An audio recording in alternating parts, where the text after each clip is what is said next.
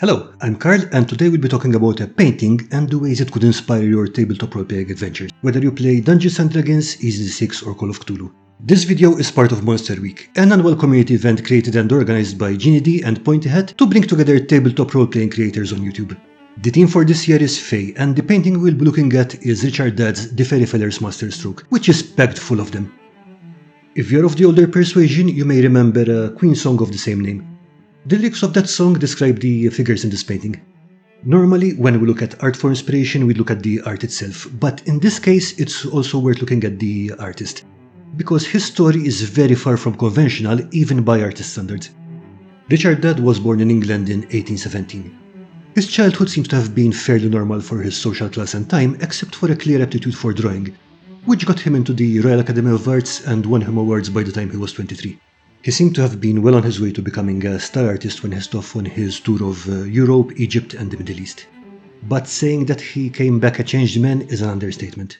On the return journey, his companions noted that he became increasingly violent and believed someone was watching him with the intent to do him harm. But they assumed it was just a side effect of acute sunstroke and let him be. The situation only got worse when he got back home, and things came to a head in 1843, when he murdered his own father, claiming that the Egyptian god Osiris had revealed to him that the senior dad was a demon in disguise. He tried to escape to France but attacked a fellow passenger on the way and was arrested and shipped back to Britain. From most sources I read, modern psychiatrists looking back at the case classified his condition as paranoid schizophrenia. For the purposes of his time, however, the label criminal lunacy was enough, and he was admitted to the Bethlehem Royal Hospital, where he was to be detained at the Queen's pleasure. By this time, psychiatric treatment wasn't great, but at least it had developed beyond a circus act. His doctors allowed him to continue painting, and it is in this period of his life that he worked on the Fairy-feller's Masterstroke. This painting is barely 2 feet tall, but it is densely packed with figures, which is already a feat since Richard painted from memory without models or reference. It is also incomplete. Parts of the bottom left-hand side and the feller's X are only sketched in.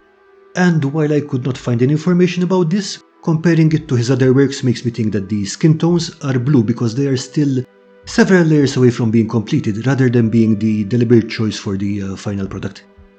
Okay, now that you have a bit of background on the painting and the artist, let's see how we can base our fantasy fiction on this unfortunate story. We'll start with a simple adventure hook. Through his later years, Richard always said that human actions were guided by invisible spirits.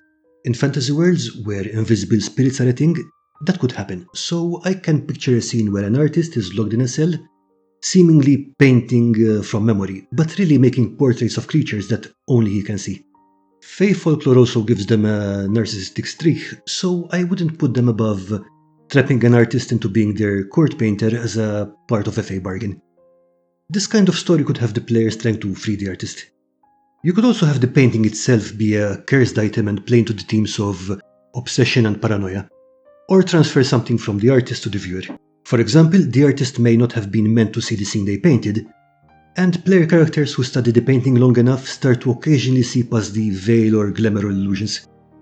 And if you've played Call of Cthulhu or Hunter the Reckoning, you know how terrifying that can be. Depending on how much is going on beneath the surface in your world, that can be absolutely paranoia-inducing, especially because the player doesn't know what's going on.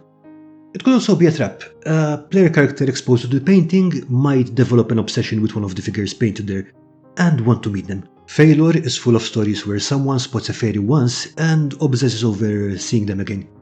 These stories rarely end well, but clever players might be able to wrangle the situation into getting an arch-fey patron or something of the sort. Maybe you want to go with something softer and possibly more insidious. What if observing the painting makes the Fey aware of the viewer? So Fey are often depicted as being very curious, and getting their attention is never safe. Players hearing voices, talking to them when they're alone at night, when they think they are alone, will be unnerved. How do your players solve this situation? I don't usually worry about that. I like to set up problems and seeing how my players figure their way out. That said, there are a couple of ways I could think of. Remember I mentioned that the painting was unfinished? Maybe in your game, finishing the painting is what makes the problem go away. An unfinished painting has the potential to go different ways, while a finished painting is done. It's not going to change further. Symbolism and metaphor seem to matter a lot for the Fae. Another option might be to present the Fae with a gift.